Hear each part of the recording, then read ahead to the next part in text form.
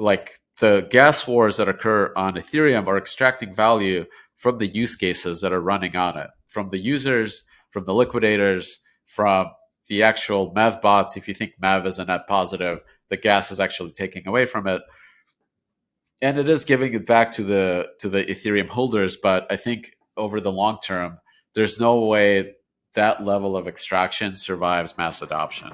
It's just not how technology works. Alrighty, everyone, welcome back to another episode of 0x Research. Today we are recording on April 24th, and we have a great interview for you, this time with Anatoly, the co-founder of Solana. We've been on a huge modular thesis binge in the past couple episodes, and we really wanted someone to come on and give us the counter argument. Why is all of this wrong? What is the other solution, and why is that one right? And no one else better to do this than Anatoly, the founder of a monolithic blockchain that is really based around high performance, high throughput, low fees. And just a totally different approach than really the modular thesis of specializing each blockchain for one individual component. But as always, we are joined by two of the Blockworks research analysts to kind of give us a market recap of everything we've had going on since the last episode was released. This time it's Ren and 0x Pibbles. Ren, I'll throw it to you first, man. Who do you got in the hot seat or cool throne this week? Yeah, sure. I have a hot seat this week. This week, my hot seat is MEV Blocker. So if you're paying attention, probably around 2 weeks ago, CowSwap and a few other DeFi protocols and a few other MEV infrastructure protocols worked together to release MEV Blocker. For those who don't know, MEV Blocker is an RPC that basically prevents your trades on a DEX more often than not from getting front run or sandwich. And I think this week, a few people have learned how the RPC works in itself and how it prevents the front running. And there's been several points of contention within the MEV community. So specifically with MEV Blocker, a searcher can see the content of a transaction without the signature. So that does mean that if you are a searcher and if a user is going to buy a token, they could still try to front run you, just perhaps non-atomically in a separate bundle, right? So in order to combat this, what MEV Blocker does is that it sends a number of fake transactions to searchers within the public mempool. So if you're a user wanting to buy token X, MEV Blocker basically can generate two more transactions that basically say that you are going to buy token Y and you're going to buy token Z instead.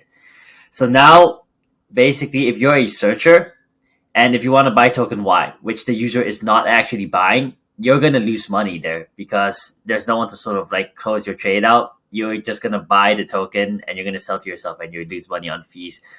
Or, for example, like the DEX fees. And so, because of that, the searcher doesn't know whether X, Y, or Z is real.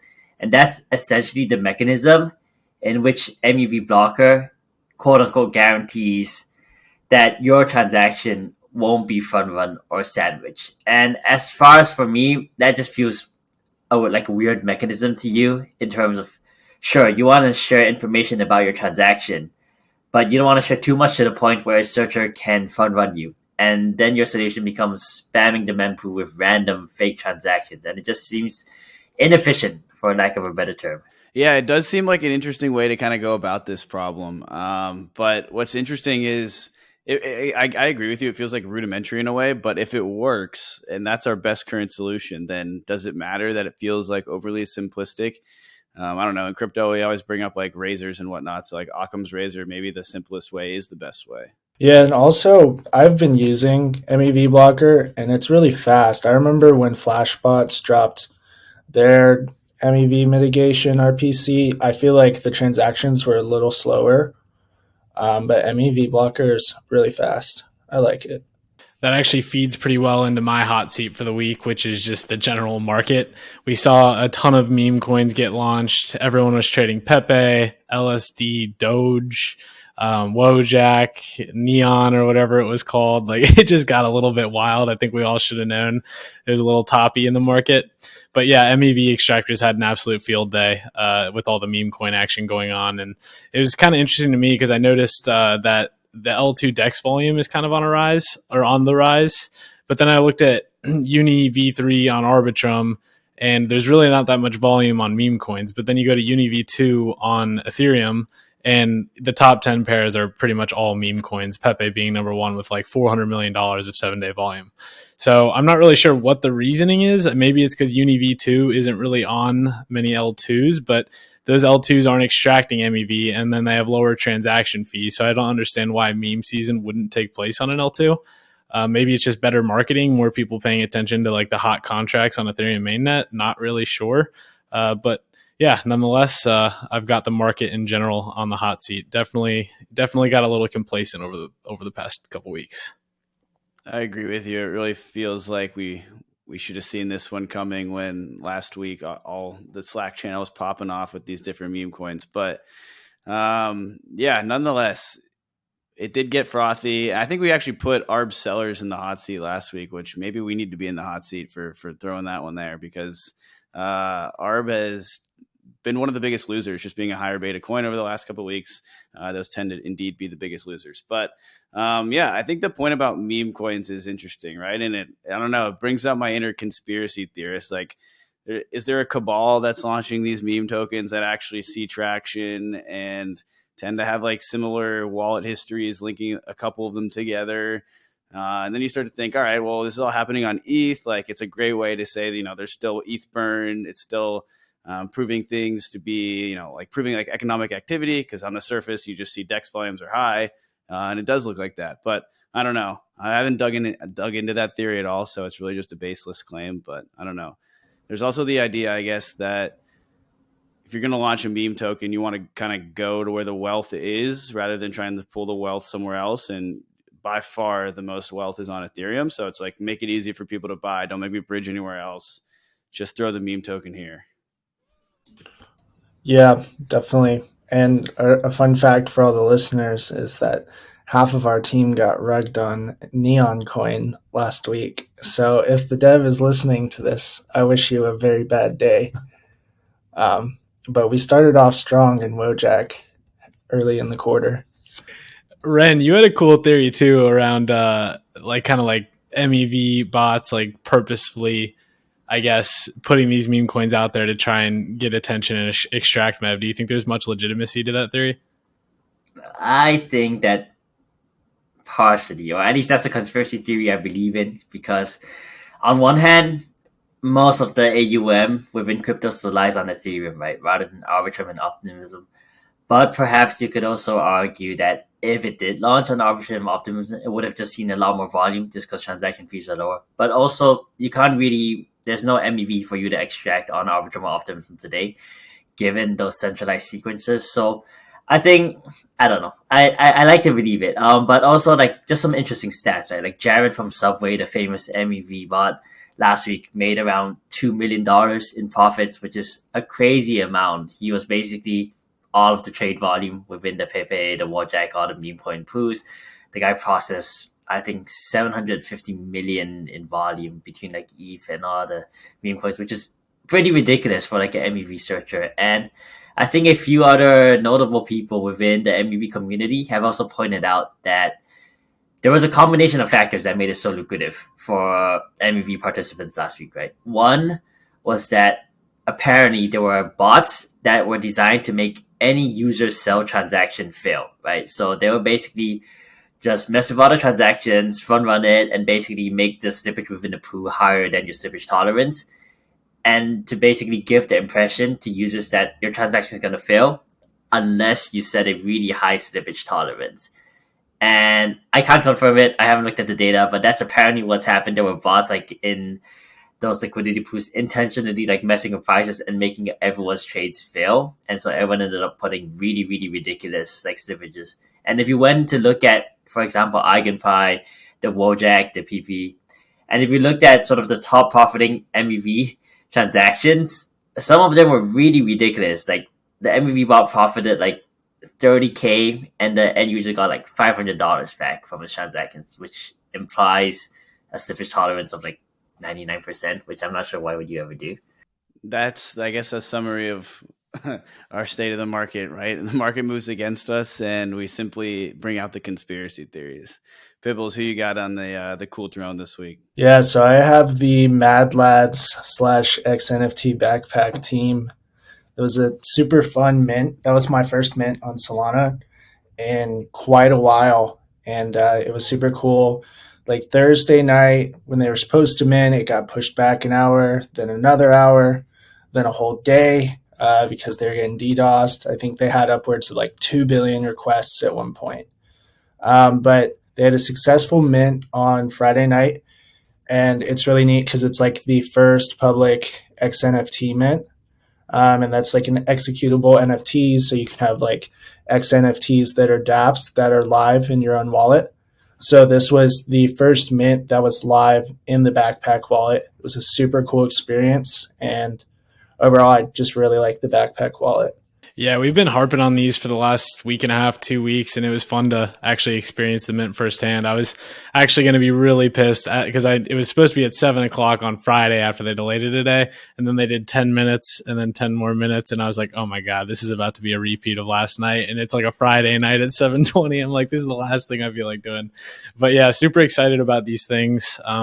I scooped one as well. I know the floor has been kind of a rocket ship. It's Monday, April 24th, but the floor is sitting, mid-high 70s. So I'll be curious to see if the price action actually sustains. I saw some people on Twitter talking about how Hades Swap, which is like a pseudo swap ripoff on Solana, acquired like 225 MadLads in order to kind of have some protocol and liquidity and drive some volume over there. So apparently that's a bad thing for the longevity of the floor price, but I don't really know. I don't stick around Solana too much during my like personal usage on chain, so not super sure. Yeah, some cooler things to point out about the MadLads mint is one, the Solana network didn't go down, so that was really cool. I mean, they get tons of flack for that. It's happened a few times, but I mean, there's quite a bit of demand, and things worked out fine. Another thing to flag is that there's going to be some sort of snapshot on April 29th, I think, and we have no idea what that's for. On your first point there, we kind of get into this with the talk on with Anatoly, but briefly, the isolated fee markets and some of the other technological improvements that Solana has been working on over the last 6 to 12 months have really come to fruition in this moment, right? Massive demand. It actually crashed the Backpack app itself. But yet the activity on chain, you wouldn't even be able to tell, right? So we'll get into the interview of what the isolated fee markets do. But basically, with a global fee market, if one piece of the ecosystem is getting really expensive to use, a lot of demand for it, then everybody pays more fees. We see that on Ethereum, right? If there's an NFT mint, then all of a sudden selling it, making a Uniswap transaction becomes 5x more expensive.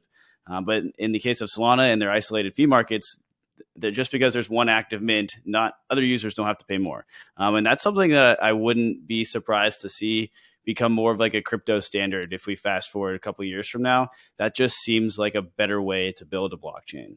Yeah, going back to xNFTs, I think it introduces some sort of unique mental models for people to think about, right? For example, in the past, if you wanted to gate access to a protocol or quote unquote an app, a very common method was to issue a limited edition NFT.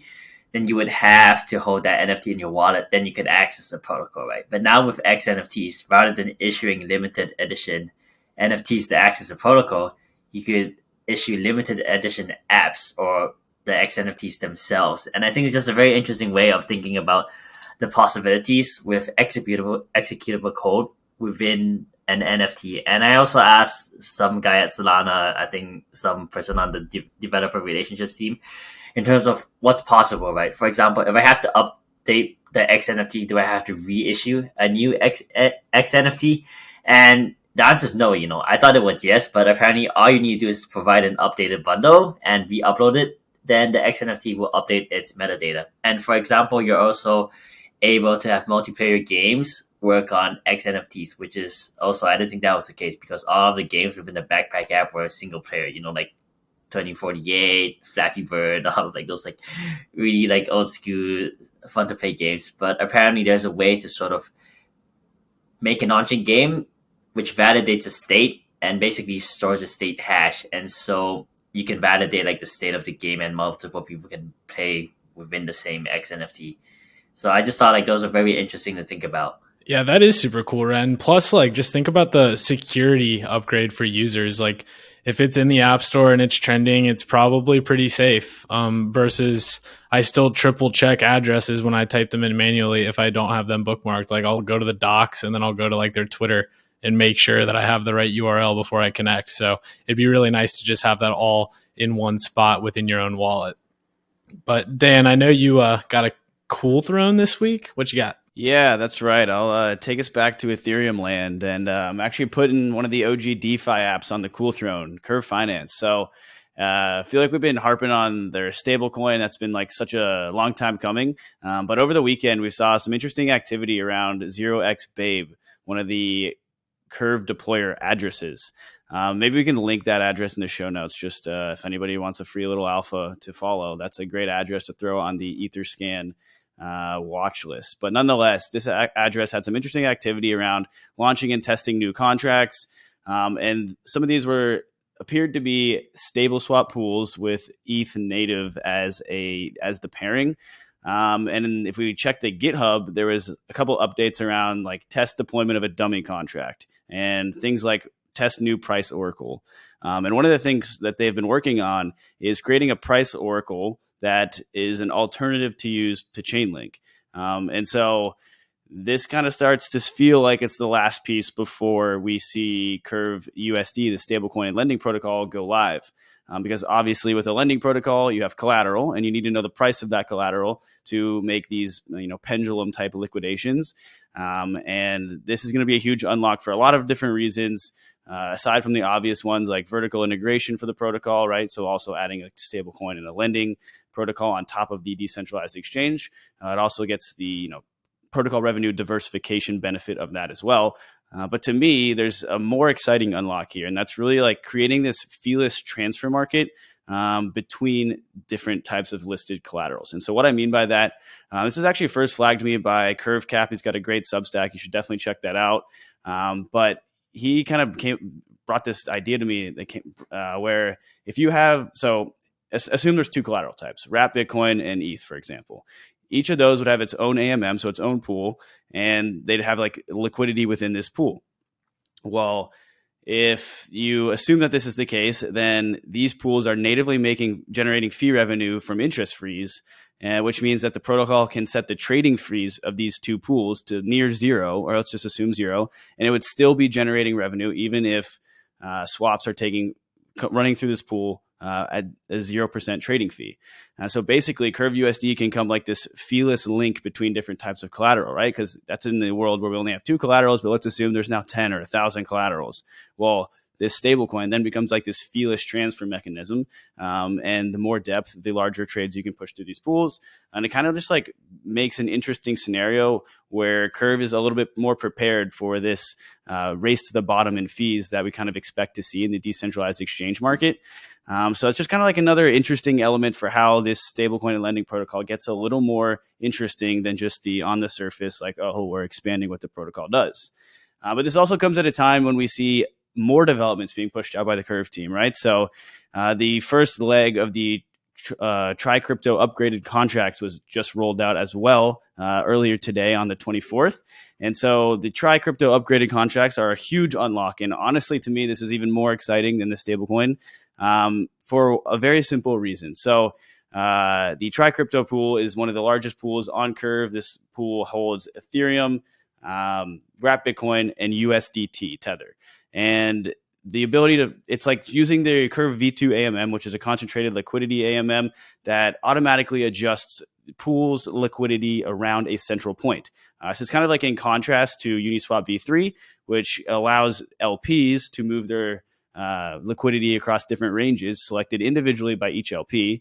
In a Curve V2 pool, the point of concentration is automatically updated based on like an exponential moving average of the swaps that are being run through the pool. So when the exponential moving average moves too far away from the current market price, that is when the next trader will be tasked with running a computation that rebalances the pool's liquidity. Now, the issue is that computation is pretty expensive and you're putting it on the burden, like the burden falls on the trader, which traders are the ones generating your fees. So it's not that great that you're kind of putting this burden on them because ultimately the gas cost to execute swaps in that pool will increase. Well, the upgraded version of the Try Crypto contracts dramatically reduces this cost. The early tests were around a 4x improvement. And if that's the case, then when it gets pushed out to mainnet, which it feels like it's hours or if not at most days at this point, we'll really see if that 4x improvement was realized. But what this will do, if that 4x improvement is true, then we will have an average swap will be cheaper on Curve than it is on Uniswap. And a lot of the time, it looks like the Curve V2 model can throw you a better price than Uniswap V3 could. The issue was we really missed out on the gas fee difference, right? So it was more expensive to run this trade. Then the savings you'd get on a better price was removed by the extra gas costs that you'd have to pay to execute. And lastly, one of the biggest issues that Curve is facing right now in terms of achieving the most DEX volume possible is the absence of an ETH and USDC pairing. Right now, that pair accounts for about 43% of Uniswap's volume on ETH mainnet, and Curve just has no exposure to that. To run an ETH to USD swap using only Curve, you'd have to be routed through two different pools, and again, it comes down to gas costs. That's just an expensive trade. So Uniswap is just absolutely eating all that volume, and it'll be very interesting when you see new pools launched that kind of can service this new market that, again, is a massive portion of Uniswap's revenue. So I kind of personally expect to see Curve eat into a massive portion of that volume. Again, this is kind of on the back of the assumption that the upgrade is successfully reduces the gas costs used to run these trades. But the Curve devs are pretty fucking based, so I really wouldn't be expected to see anything else. Yeah, and if anyone else's eyes or ears kind of glossed over during all that stuff, but it sounded really bullish, just go follow Wen Llama on Twitter, and it's kind of like a high beta Curve play. I don't really know what the deal with them is, to be completely honest, but I really like llamas, and they're minting every hour and a half, I believe, until Sunday of next week. So you got to get kind of lucky. I think it's an auction style mechanism. So you just got to check back every hour and a half and maybe get a cheap llama. But it's directly related to the Curve DAO. Dan, you probably know more than I do. But the floor is around 3 ETH right now. So if you can snipe a cheap one, it's pretty good RR. If none of that made sense too, you could also subscribe to Blockworks Research, and we have a great report written by Dan about all of those fancy mechanisms that he just described. And he really writes it down super well, and even I could understand it, which means you should probably subscribe. But either way, for DEXs, I think it makes sense, right? Like, I think everyone knows that DEX fees are based at the bottom, right? It happened in TradFi with stock brokerages. It'll probably happen in crypto too. Just no one really wants to pay 30 bips, even on a long tail asset. And so the fact that Curve has this interesting mechanism to compensate LPs, even without the presence of trading fees, just seems really interesting compared to all of the other DEX sort of designs out there. Well, you guys are really making me feel like I need to TLDR that. So quick recap. Stablecoin and lending protocol gets you vertical integration and revenue diversification, also with the ability to kind of compete in that feeless race to the bottom that Ren was just talking about. And the upgraded Try Crypto contracts allow you to permissionlessly pool any 3 assets, of which ETH USDC will likely be common pairings. And that will help Curve compete greatly with Uniswap in terms of volume dominance. Awesome. Well, I think that's a good spot to call it. Over to our interview with Anatoly. Awesome, everyone. Well, we are joined by Anatoly, the co-founder of Solana. Truly a man that needs no introduction, but thanks a lot for joining us today, Anatoly. We're excited to kind of dive into a lot of the recent developments of what's been going on with Solana as a whole, but also some of the more technical stuff as well, as that's kind of the sector that we like to dive into the most on this podcast. But again, there's been a lot of exciting news over the past couple days and even weeks. So love to dive in there first. And we've really seen this shift to a mobile first perspective in crypto. And you guys are really making an effort to capture on that with the release of the Saga, the new phone powered by Solana. And so I'd love to get your take on kind of the core strategy behind launching that phone. And this comes on the back of news of like Uniswap releasing a mobile first app as well. So we're really seeing that shift. And again, just want to get your take on really the core strategy behind Solana launching this phone. As you guys know, it's really hard for Web3 apps to actually get approved in the iOS and Google Play stores. and oftentimes they have to cut features and kind of hide what they're doing. And it's the experience on mobile has been pretty bad. Like I would say, like the transitions are kind of weird. There's like every application you connect to, there's like 50 wallets to choose from to connect to, and then you're kind of dealing with this like weird context switching or having to copy a link to the thing that you want to do inside the embedded browser in these wallets. So it's like doesn't feel like the future of finance like at all, you know? So I think that's kind of like was one of the main reasons, but one of the other ones was that simply I worked at Qualcomm for over a decade. The stuff that we worked on there, even when I was there, we were already building a trusted display and trusted touch, like secure display and secure touch, and the trust zone that connects all three of those pieces to make sure that like when you have to build applications that have that like super high security requirements that Android can't even like look at the display or take a screenshot of it. Like all of these things, that technology was already there. That was like, I think close to a decade ago. So I felt that it's just really a shame that it's not by default in every phone, that every device right now, we just isn't like that perfect hardware wallet that you want that's programmable with like a rich set of applications that can interact with it and stuff like that. So that was the other reason. I really wanted to see if we can like kind of set an example and move the industry forward a bit. But the main one is that devs really need like I think a third-party store that's crypto friendly. Now, something I'm really excited about is Backpack and xNFTs with MadLads minting tonight. We're actually recording on Thursday, April 20th for those listening on Wednesday, 6 days later. But is that going to be integrated directly in Saga? And are you pretty excited about that? Like, can you kind of explain what xNFTs are and why they're unique? Yeah, xNFTs are a way to deploy applications. So it's kind of very similar to what an app store does. What's really cool about it is that this is something that a standard that Armani built, who is the founder of Backpack, for devs to build like applications that get embedded inside the wallet. And you kind of need that because the wallet is a very kind of visceral experience of ownership in crypto. Like what makes an NFT is the fact that like Phantom and Soulflare all display the same image for the same address in the NFT. That's really what makes it. If there's like another data structure that has the same kind of mathematical representation in the data, there's like public key and it points to that image, it's not an NFT because I don't see it in my wallet. This is like a very important like concept, I think, for adoption of like digital assets. And the fact that you can build a protocol with your own implementation of how to display and interact with that digital asset and then propagate it, now to all the users of Backpack, I think is really, really cool. It's really going to, I think, accelerate the development of how users interact with Web3 with new digital assets and stuff like that. Interesting. And we've kind of been on a modular tear on this podcast, like the last 3 or 4 weeks. And, in that conversation, you often hear light clients. And I think it was Nick White from Celestia was talking. Yeah, like I'm super excited to see how Saga goes. It'd be awesome if, we could get kind of like a light client app store type deal on the Saga phone. Is the phone going to be very, very Solana focused in particular? Or are you open to, a lot of different other? I'm a open source maxi. So like we just had to ship. So like we cut down old features that were not that weren't like necessary, and now that we have some breathing room, folks are adding support for other curves. So like I think honestly, like anyone that's using that to 519 curve should be able to use like add a wallet to it, which I think a bunch of blockchains are anyways already. So I think we want to add support for basically all the whatever's missing. We'll add support for it.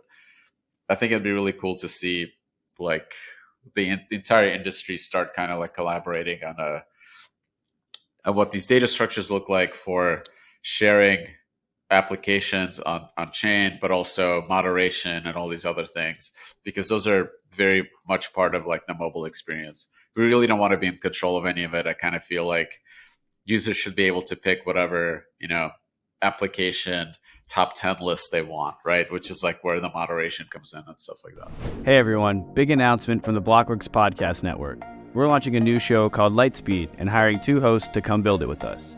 Lightspeed is a show for builders focused on the use cases that will onboard the next generation of crypto users by taking learnings and inspiration from the garage days of Silicon Valley. We really want to capture the perspective from builders because that's what the ethos of crypto is. Constant experimentation and relentless innovation to build products that users can't resist. If hosting a show like this sounds exciting to you, then head over to the careers page on blockworks.co, which we have linked in the show notes. You can also reach out to me or Sam on Twitter to talk more about the opportunity, but overall, we're stoked about Lightspeed. So if you think you'd be a great host, please do not hesitate to reach out. One other exciting development over the last week, I think it was just yesterday actually, Helium making the official migration over to Solana. Can you kind of speak to that and where you're excited? It is so cool. I don't understand why it's not like the biggest thing in tech because like 5G is a really cool technology, but it's very expensive to deploy. So like what most people don't realize is that 4G cellular networks, those towers have like a range of 30 to 40 kilometers. But 5G, the ultra wideband cells, like only have a range of about 400 meters. So it's very, very short. And they can't go through walls, they can't go through trees.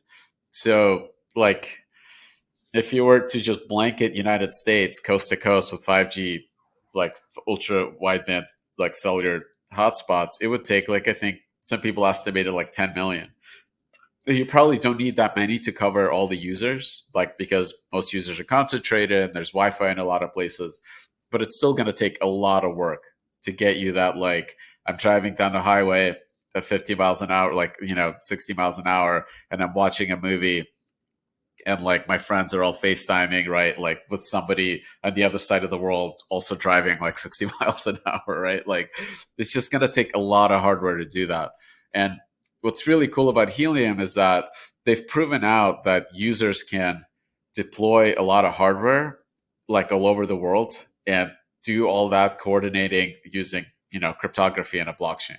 So they did that with their like low-RAN network, which is like built for IoT. So you can build like, like IoT devices that have insane battery life. But now they're trying to do this for 5G and they're competing with like the biggest corporations in the world with AT&T and Verizon and stuff like that. And I think they have a shot of actually doing it faster than them.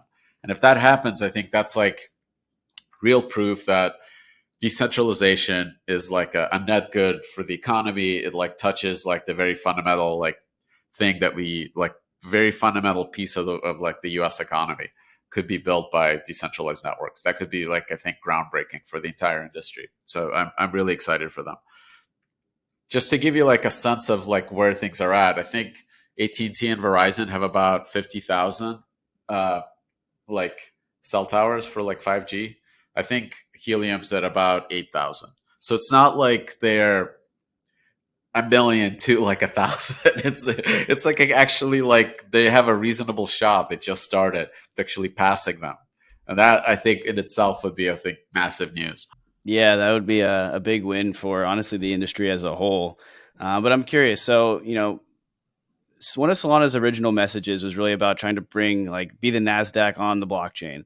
But given this it feels like there's been some sort of a shift, right? And away from like that order book style, like idea, into this more like mobile first idea. So I'm just curious, like, how do you view the vision of Solana today? Well, like the focus on speed and performance, that is not actually going away. We've like tripled down on the investment there with Firedancer. It's just when you improve cost and performance and like fidelity and all these things that you need for like NASDAQ level finance, it makes everything else like just great. It makes it easy.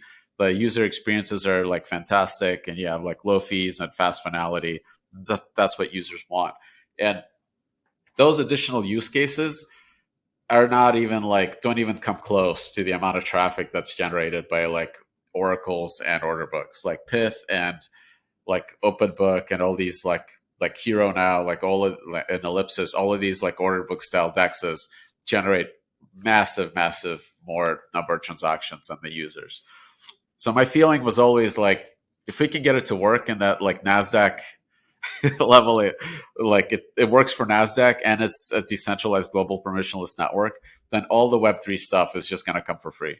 I love that framework and thought process. And one of the things you mentioned was Firedancer. So, having that unlock of diversifying the network clients with Firedancer is a huge unlock. And I believe that makes Solana the only other network with a second client other than Ethereum.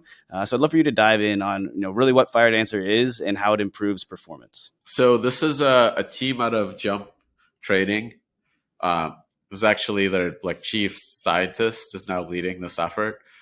It's a second implementation of the Solana client, written entirely in C, hyper optimized.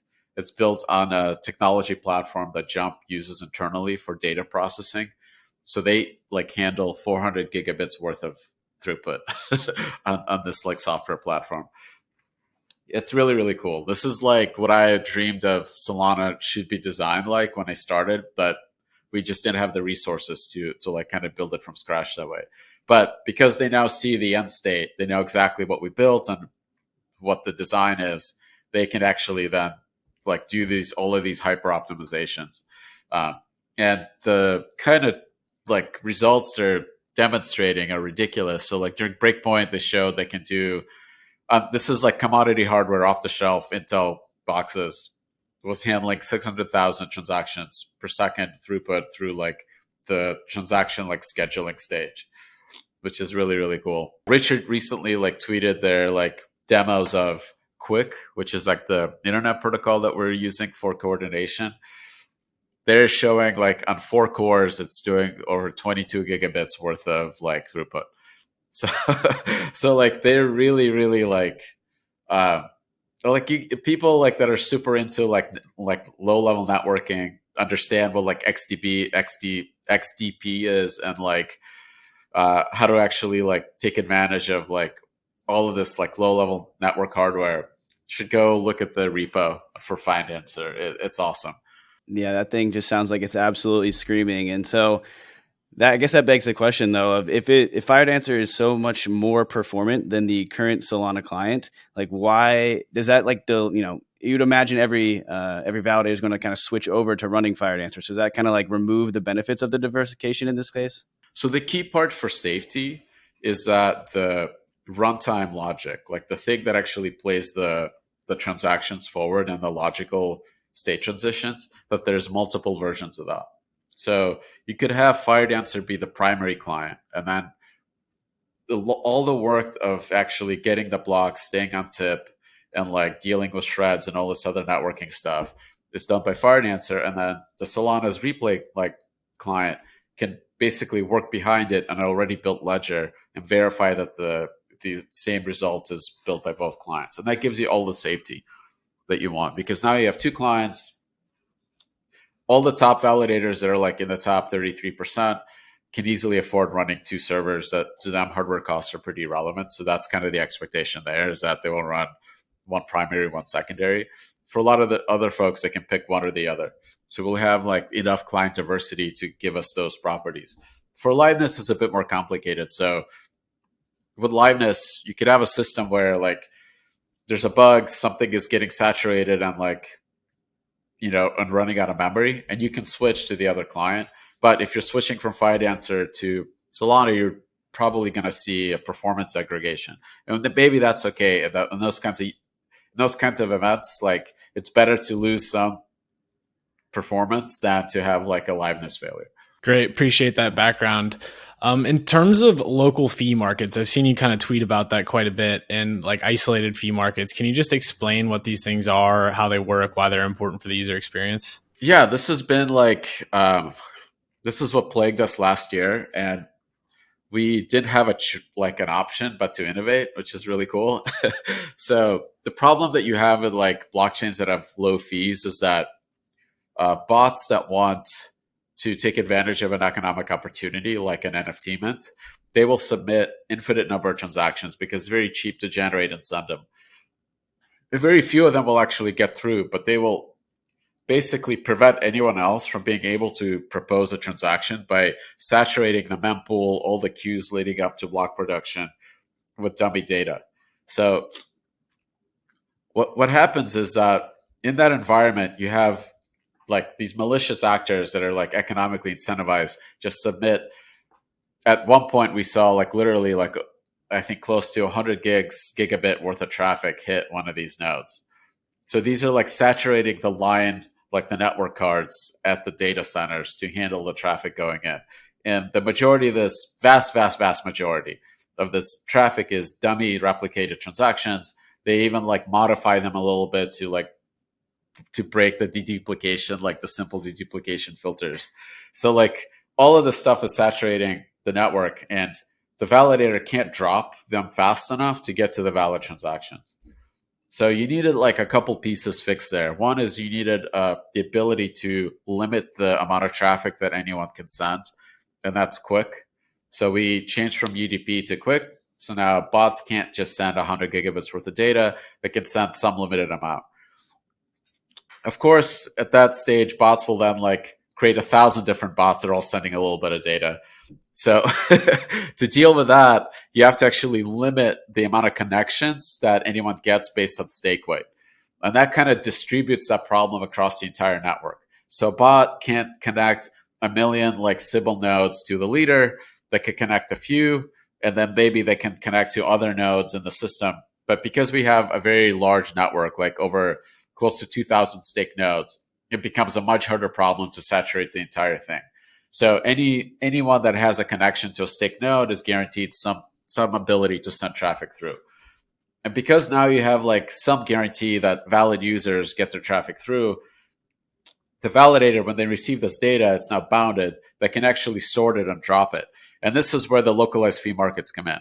So the way Solana works is that it's a parallel runtime. It can execute a bunch of transactions, but if all the transactions are all hitting the same NFT mint or the same like liquidation for a borrow and like Solend, or like a really hot, like, I don't know, market in Orca, you can only fit so many at a time in a block. Even if you have other block space, it's simply because these are all dependent on the same state, like the same chunk of memory. So those transactions are all have to be sequential. There's no way to parallelize them because they're all touching the exact same spot in the state. So you can kind of think of it as like a hotspot. Like everybody wants the same NFT mint. That one chunk of memory that's identified with that NFT mint that stores like the state of that NFT mint is the hotspot.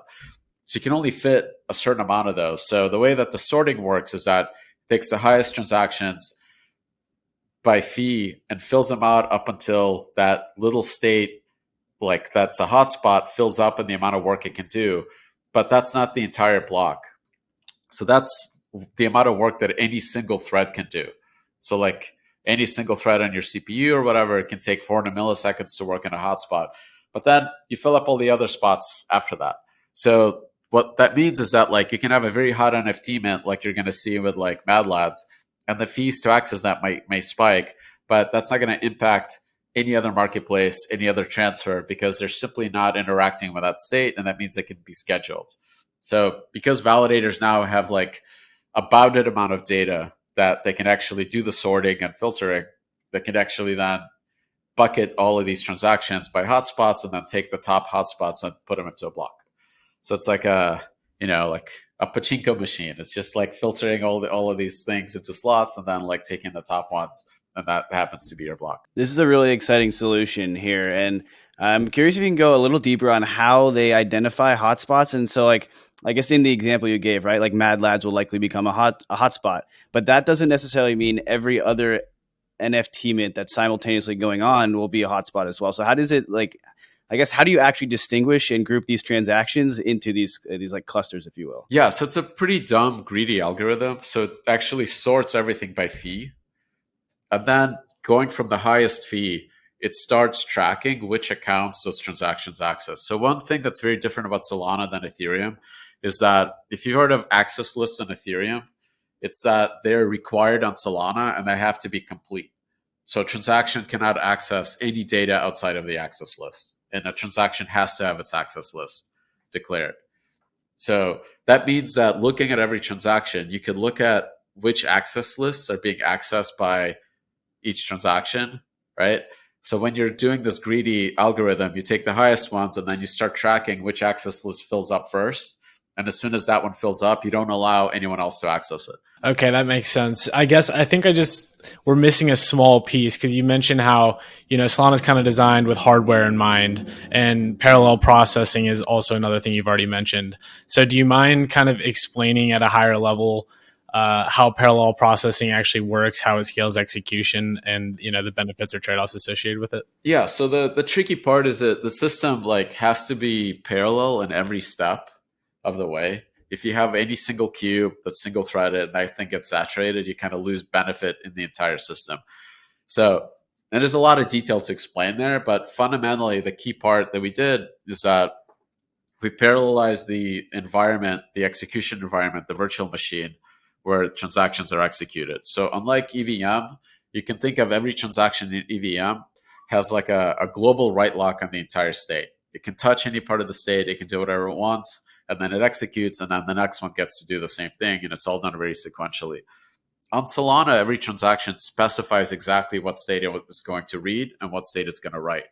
So reads can overlap, but writes cannot. And this is where the scheduling algorithm and how we do replay is that you look at all the sequential operations for any given state, and you can put them all on one thread. And then you take all the other non-overlapping stuff and put them all on the next thread, and so forth. So then you have multiple threads executing all of the state transitions in the runtime. So that gives it like that fundamental level of parallelism in the core execution part. And then from there, you have to make sure that the scheduler itself can handle the parallelism, and that the mempool can handle the parallelism, and like so forth. Because if one of those ever like fails, you end up having like a sequential system that's bottlenecked. So like one thing that folks don't realize is that this is the best you can do. Like you can't actually improve upon this. It doesn't matter if you have zero knowledge VMs or layer 2s or layer 3s or whatever. Like what happens in databases and in systems like this is that it's called the database hotspot problem. Everybody wants to access the exact same state. So when you have like everybody in the world that wants to, like flip the same light switch, if you have 100 people that all want to flip the same light switch, doesn't matter how many light switches you can flip in parallel, because everybody wants to flip only that one light switch. Doesn't matter if you like make the light switch flipping 1,000 times faster. Somebody wants to go first, and that causes a hotspot. That means that you have to prioritize who gets to go first, who gets to go second. And this is where that localized fee markets resolve that, is that people can bid to access first. Now, the problem on Ethereum and EVM and mempools, the way they work today, is that if you have one switch where 100 people want to flip it, and then you have a totally unrelated thing like a Oracle update or like an NFT mint, they see the block getting filled up with high-paying transactions that all want to touch that light switch. That all want to go mint that one NFT. But Oracle updates still need to happen, and people that want to liquidate still like want to catch those liquidations. So they now try to outbid that entire use case to be included in the block. And that causes this gas war between unrelated use cases, because there's no parallelism in the mempool, because there's no parallelism in the runtime. And as soon as you add that, like you're not going to fix that lack of parallelism with L2s, because the same thing can happen in optimism. You have an NFT mint in optimism and a liquidation happening at the same time. In the mempool there, you're going to have a gas war, and fees are going to go up. So the only way you can do this is like actually with transaction isolation, what Solana does. And once you do that, you have that parallelism established. Your only other kind of thing that can impact fees is just throughput. And there, add more hardware every 2 years, every 18 months, roughly, hardware gets cheaper. So things will always like kind of tend to like get towards zero for the base fee. So it sounds like you're not exactly bullish on the idea of scaling Ethereum through rollups, but I think a common rebuttal to that would be like, well, you're going to have app specific rollups. You're not going to have an NFT mint on an app specific rollup that's just a DEX or something like that. How would you respond to that? Yeah, so like Cosmos and like very application specific environments that only do one thing, that's like a way to do that. But that's not a generalized solution. Like that's effectively kind of very crude level of isolation. You can literally do the same thing on Solana. You can have like a program specific circuit that's like a ZK prover that's optimized for that one thing. Am I going to call it a layer 2? Like Like it's not, right? Like I think the program specific stuff is cool and I think will work everywhere, and that actually does solve a problem, but it's not I would say like a general solution that you can say like this is the way to scale like these systems to like the entire world. Yeah, I think that's a fair take. You also mentioned that you kind of see these gas wars that happen on Ethereum, but ultimately that leads to Ethereum's core value accrual in terms of like burn and MEV that accrues to validators and ultimately stakers. How would you say Solana thinks about this problem? Because that's how Ethereum's tackling security. I've heard you mention that you don't think Sol, the token, is money and you don't want it to ever be money. So I'm curious how you think security works long term and for Solana. I think those are totally unrelated concepts. I think security comes from operator security. Like is the physical security of the network, is the security of the network. The token itself is virtual. It doesn't actually do anything. So it doesn't matter like how much of it is burned, because an attacker can acquire the keys to the voting infrastructure for the network for free through remote code execution, through all sorts of other attack vectors. So the actual token itself is meaningless. What matters is how many independent parties you have that have secure operations that maintain their state of these systems. And what's interesting, you can have an unstaked node can provide tremendous amount of security. Like Circle, they have billion dollars of on Solana. They need to secure their node to make sure that that node is not corrupted. They don't give a shit about how much stake is on that node. It's totally irrelevant. They have a business reason to make sure that their node is like secure. And that is actually more value than all the stake in the world. So fundamental security of the system is that like the number of operators that are independent, that give a shit, that they have a high secure like infrastructure, making sure that that state is never corrupted. So I think security is like a totally separate subject. Like the gas wars that occur on Ethereum are extracting value from the use cases that are running on it, from the users, from the liquidators, from the actual MEV bots. If you think MEV is a net positive, the gas is actually taking away from it. And it is giving it back to the Ethereum holders, but I think over the long term, there's no way that level of extraction survives mass adoption. It's just not how technology works. Like I think if you have like 100 million users, they're going to be very price sensitive to fees. So there's a few roll-ups, two that come to mind, Eclipse and Nitro, that are looking to deploy the SVM as L2s. How would you say your take is there, considering you're generally bearish the idea of scaling a base layer with L2s? I think it's awesome. Honestly, like I think people are going to be building L2s. They should be using SVM. Like the runtime is better. It's actually parallelized. Like it, I think offers like a better programming environment because it's using Rust, a modern language. Not only that, it's using LLVM. So all the work we're doing to add like Move and Solidity support is available to all those folks. So like myself as like an open source maxi nerd, it's awesome. Like it's licensed as under Apache license for that reason. Like we want people to go take the code and go build products with it. Now, whether I think that that environment is going to be as good as Solana Layer 1, that's a different thing. But all the work that they're putting in ultimately feeds back to, upstream. So like if they find bugs, if they find improvements or like build better tooling, I think all of that is like, I think a net good for the entire ecosystem. In terms of security as well, back to that topic, I think a lot of Ethereum people would also say, well, you don't really have any at-home validators when it comes to Solana. It's mainly people, with large server access or whatever it is and the resources to actually spend on the hardware. So how would you respond to that in the case of like a regulatory backdrop or crackdown, I should say, or basically any scenario where the network needs to fall back to at-home validators? So like one thing is that like people way overestimate how hard it is for the government to crack down on at-home validators. Like first of all, the ISPs that you're connected to, Comcast, AT&T, for home connections, those are all those companies are effectively extension of the federal government. They're federally subsidized. They have to get their licenses from the federal government. And the amount of users that they would have to shut down is very, very small compared to their total user bases. Like Comcast is not going to care if they kill every home validator. Like, so you're actually like if there was like a real regulatory crackdown, home validators in the US will not survive, and very unlikely, I would say, in majority of the world.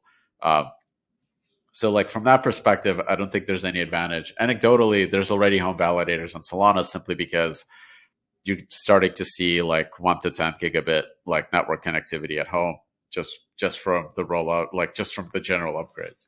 So I think that that's like kind of happening on its own. But I personally believe that for these systems to scale, they have to be highly available systems. And when you look at Solana, it's in over 200 individual data centers. Like the network is in more data centers than most networks of nodes. So it's very, very much distributed around the world. I personally believe that like crypto, if it's going to succeed, it's going to succeed in the United States. And I don't foresee like a future where like US has a massive crackdown and like there's even a point to a high performance blockchain. Like it's basically going to be like Bitcoin, like monetary maximalist, like waiting for the rapture of the US dollar collapsing. Yeah, fair points there. And so, as Sam mentioned, like there's definitely that, Solana like catches heat for that. And the way I'm like starting, and also as Sam mentioned, like we've been on this modular tear for a while, and the idea of like a shared sequencer system. But, in my mind, when you start adding rollup after rollup after rollup onto the same shared sequencer, the hardware requirements to run and participate in that sequencer shared sequencing system is eventually going to hit a point where, is it going to be drastically different than the requirements to run a Solana validator? So I'm curious on like what your thoughts look around like the shared sequencing landscape. Yeah, these are like so when people say it inherits the security of the layer one, they don't actually mean that like me as a layer one user that I magically have layer one security on the rollup. Like the rollup could run invalid state transitions, and if there's no full nodes, there's nothing me as a layer one user will be able to do. So me as a layer one user, to get pure trustless execution, I have to run my L1 node and my L2 node to make sure that if L2 causes a fault, that it's submitted. Now it's a little different with ZKs, but still the provers are like inscrutable. You have to run like a classical version of the same computation to make sure that the prover didn't screw up. Like there's trusted setup, there's all these other issues that may be solved in the next 10 years, but not right now. So like if you consider that, then you're running multiple nodes, they have to be high available systems. You could run a Solana validator right now for $350 a month. It's like you're looking at the cost effectiveness of each. Now, like I think things are much more interesting with like light clients and things like that, which systems are more suitable for light client proofs, and like getting the idea that when you have at least a large user base of like node providers that are running these for business reasons, that at least one of them is honest, and that is enough to guarantee like shared security of the system. This is what you get as a layer one user. This is what you should be getting as a layer two user as well, without actually running any nodes as well. But you need like either you can do this socially. You can literally go into the channels where people that run these systems like work and like keep an eye on things, and like you receive a transaction and you wait like 8 hours, nothing blew up, right? Like nobody's claiming that there's a fault. It's probably okay. But it's better when these systems are automated with protocols and you can get like these guarantees within like 30 seconds or a minute. And I think from that perspective, when you have like system like Solana with a bunch of big validators that are trying to maximize that number of full nodes, so at least some set of them are honest, working with light clients, that provides a very high like very high security for the vast majority of users. And that is, I think, very competitive to low cost validators, but a bunch of effectively high compute cost L2 nodes that users still need to have protocols to get these like shared security guarantees. The trade-offs are like, from my perspective, it's actually easier to analyze Solana because you can look at it and say, okay, there's like 2,000 full nodes. A bunch of them are businesses that are running this that have valid reason to run this, not just like getting tokens from staking rewards. Like one of them is going to be honest, right? See, and all I need is a protocol to make sure that like that signal gets propagated if something happens. So long term, I think like the light clients will kind of eliminate the gap in what the normal user gets as security between all of these networks, and then performance and like finality will be like the main things. So I'm curious, how do you think about transaction fees as a whole, right? So if we look at Solana, it's known for its high throughput, low transaction fee model, and like to the end user, do you really care if like once a transaction is say below 1 cent, like is there any difference if it's like 100 of a thousandth of a cent at that point, or are you like over optimizing for like MEV at that point? Well, like the central limit order books, the market makers, and the Pyth oracles, they care about the fees because they do submit like over 20 million transactions per day. So that starts to add up. I think they would like to see like, the Firedancer team, like their goal is to get us to like that, like over 100,000 TPS, like steady state. That means that fees can even drop even lower and they can put more data on chain for people to trade on. And to them, that would be really cool because that impacts their normal business. Like if there is like a public data store of all the NASDAQ trades that's now being piped to Solana, that would be like, I think that would impact their bottom line, just and a lot of like trading firms' bottom line. So I think reality is that like as these systems scale, machines are going to be accounting for 99% of the volume. Users are going to have very low fees. Like the cool thing is that like a user can pay 10 times more to outbid everybody, like all the bots, and get very like high level of service on Solana, and it's still like less than a fraction of a cent. So like you can 10x your fees like always, like as a Solana user, and you get highest priority above like the average transaction, and it'll have no impact. That I think is that kind of level of performance is what we really want to provide, is that like users have the option to get really fast service still at a very, very low cost, but the network is a data rich environment with lots of participants like, doing stuff. Right. No, that makes a lot of sense as well. And I want to kind of take the conversation to dive in on the state of MEV on Solana. So I'm really curious just to kind of get your overarching thoughts before we dive into more of the specifics. Like what is the landscape of MEV on Solana today? So Jito, I would say, is like the leader there. So they have a stake pool. I think it's over 20% of nodes are running a Jito client. So they have like a searcher network that's optimized for, finding those like opportunities and then submit bundles into the network. It's awesome because they're like creating client diversity. They have their own build of the Solana validator. So now there's not like a single failure point of where you're going to get your source code from, which is, I think, really important. And they're very smart engineers and they're very much performance sensitive. So like as many of those folks as we can get looking at the code and like optimizing and testing, I think ultimately results in better outcomes for users. And it's like having that as a transparent part of the ecosystem, I think is very important because I don't think there's any way to like really get rid of MEV. So making sure it's transparent and competitive is what's going to result, I think, in the best experience for the users. So do you think something like enshrining PBS, proposer builder separation, is like a path that you'd like to see Solana pursue? Yeah, we've had this idea. We called it multiple leaders per slot. Like it's been kind of part of the genesis of the Solana design, is like that if we have multiple block proposers proposing at the same time, then the user can basically send their transaction to the one that's offering the highest MEV rebate. So these proposers are then like competing, right, for user transactions, and they're like an average seeing X returns, and they're like, hey, send me all your flow, I'll give you a rebate. Like that should be like the end state of MEV, is that the proposers are very much optimized, like, I don't know, maybe running massive GPU farms trying to figure out what is the triangulation like bundle like best outcome.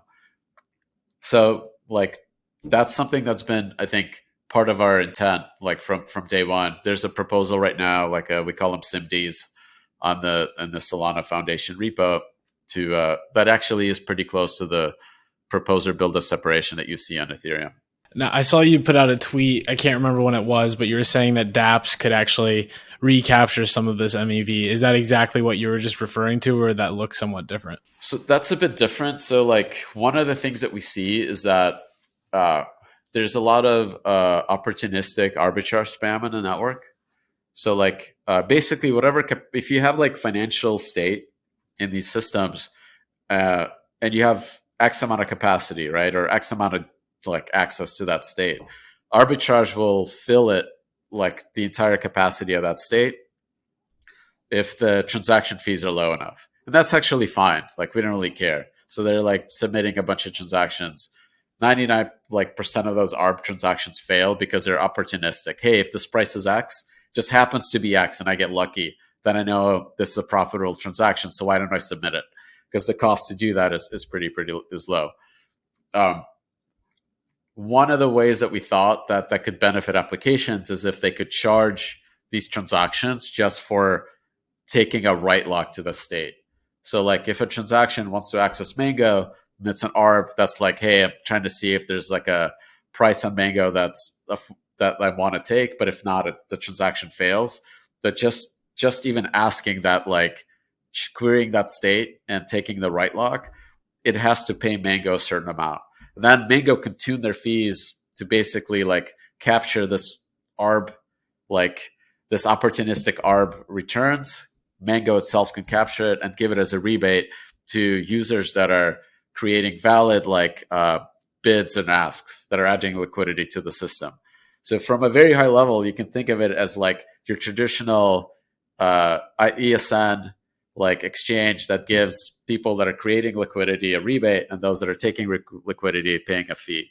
So this is kind of like the system that we want to build in, like create at the low level, because that's very hard to do at the application level itself. Because from a high level, like outside the app, I can submit my ARB. If the application doesn't do what I want, I abort the transaction. It means that the entire state transition is canceled and Mango doesn't get anything. So this is kind of like what we want to undercut, is the ability to do that by these like opportunistic ARBs. And then they can actually do this like balancing act. Okay, we can set our fees a little higher. And that means that there's going to be fewer ARBs, or at least the ARBs are paying more. And then we give a rebate to everybody that's adding liquidity. And that's I think creates like a better environment for users and traders. I love how you're approaching MEV in this fashion, right? Like instead of worrying about the moneyness of Sol, the MEV is flowing back to the application and the users that are generating it. Is that like broadly your thesis there? Is instead of the token, rather focus on the users and the creators of this MEV? Yeah, I think ultimately, like what's good for the creators and the programs and the users is good for the network. I think that's actually, better, more sustainable approach for growth, because like while it seems like you're getting a return, right? Like, oh, more ETH is burning. As soon as everybody stops using it, doesn't matter how much ETH you burned prior to that. Like it's irrelevant. Like all that burn is like useless. It's not like a battery you're charging. Does that make sense? Like as soon as like people no longer use it, the network is dead. That's actually what happens, right? Like, so what matters is like, how do we create an environment where like these businesses can grow as fast as possible, attract the most users they can. And from that perspective, I feel like the protocol should be like the least extractive. Like anything in code that we can do, like to make it more efficient, to give it more capacity, to like avoid like unnecessary bottlenecks, right? Like I think that all of that is on the table. So more broadly speaking, I mean, I think, there's a good chance that the future is multi-chain. So like, I guess, what is your guys' strategy in terms of communicating with other virtual machines and in a secure manner? I think the only chains that survive in a multi-chain world are the ones that believe that they're the single chain. To survive, you have to go for gold, for glory, right? I love that. The way that we're approaching the multi-chain, like multi-VM thing, is that Solana's like using the LLVM stack. So the bytecode that it's using is a backend to LLVM. So like there's a project to compile move through that stack.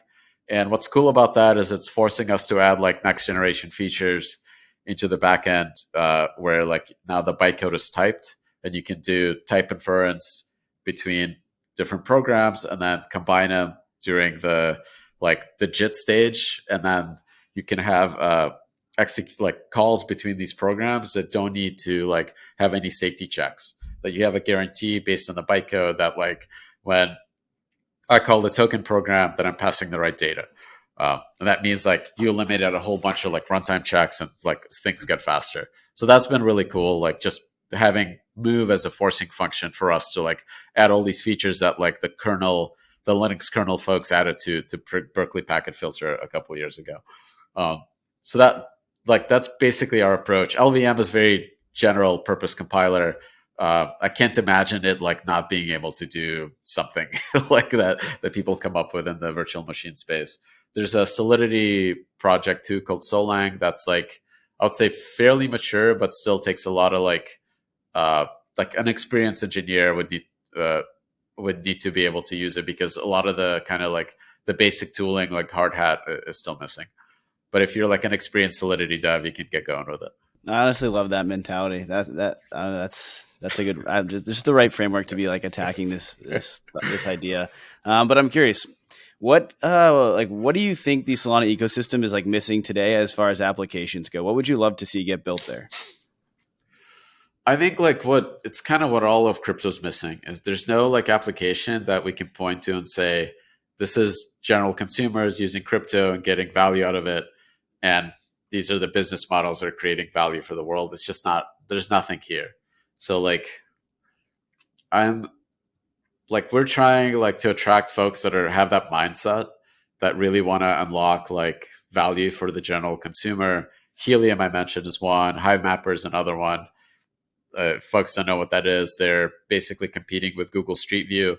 They have hardware cameras that are on devices. People are effectively mining like tokens by creating these constantly updated streets. And it's a really cool product because their updates are coming in 200 times faster than Google's. It's kind of crazy, like because they have like these drivers that are constantly mining. And there's 60 million kilometers of road in the world. They're over 1 million already.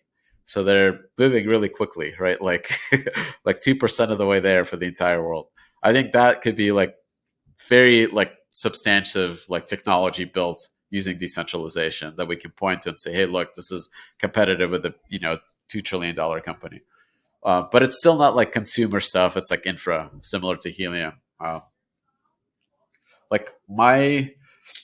I'm excited about right now is like Backpack and Dialect, I think, are new approaches to crypto where they're trying to basically build something similar to WeChat, where you have social and finance all mixed together. And they're taking two very different angles on it. I think Dialect is very like mobile first chat app.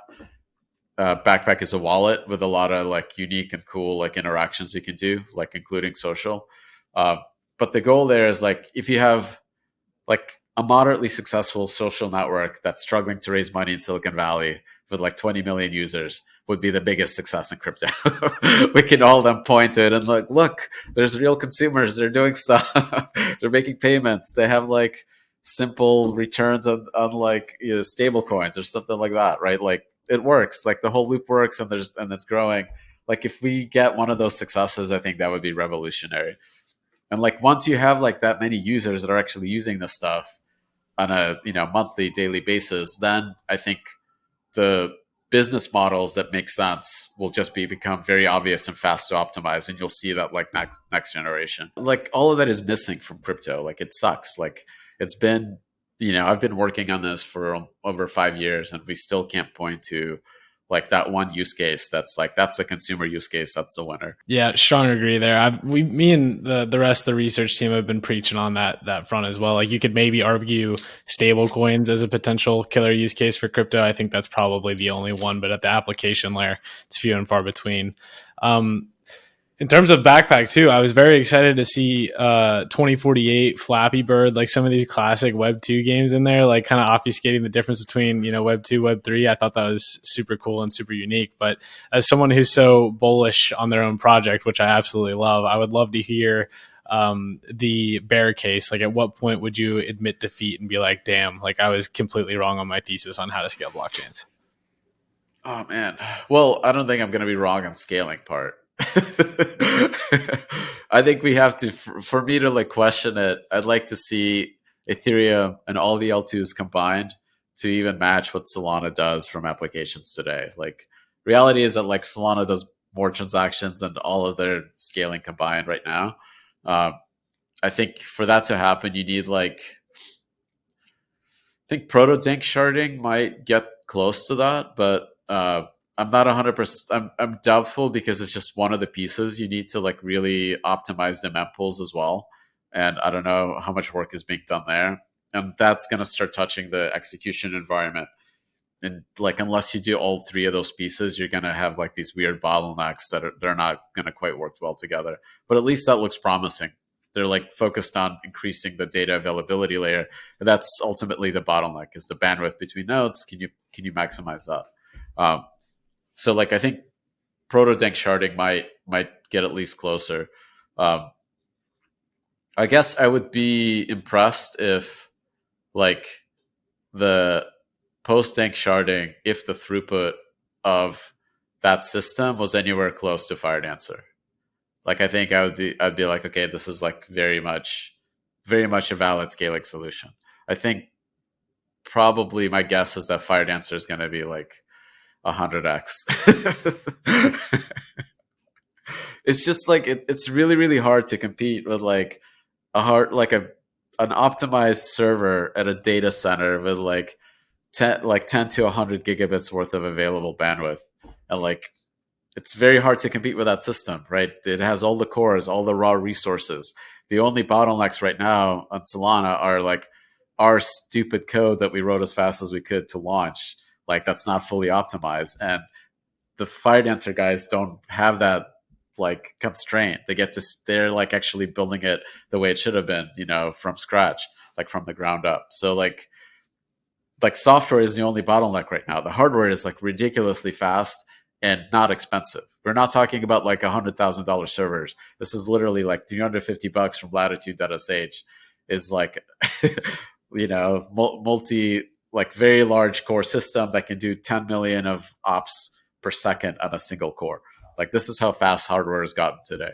So I have my doubts that like even post dank sharding, that'll be anywhere close to like a well optimized network like Solana running on good hardware.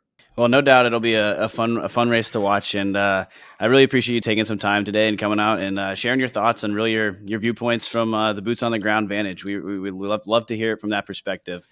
So I'd love to give you the chance to kind of tell the audience where they can learn more about you, Solana as a whole, and anything you want to kind of leave them with on what to be watching out for. Go buy a phone at solanabubble.com. It's so easy to to advertise. Other than that, go to Solana.com. You can learn all about Solana and what we're doing. But yeah, if you want a phone that is like actually opens up Web3 to developers so they can do whatever they want and like build awesome experiences and applications, go check it out. It's actually like the best Android build I've ever seen. I like the titanium shell. My guess is that like Apple is going to copy it for their next device. Yeah, as someone I've used the phone, and I gotta say, seeing the dApp store directly next to the Google Play Store was such a 0 to 1 moment for me. Everything felt real again, and it was. I'll definitely recommend go get this phone. But again, thanks a lot, Anatoly. Appreciate it.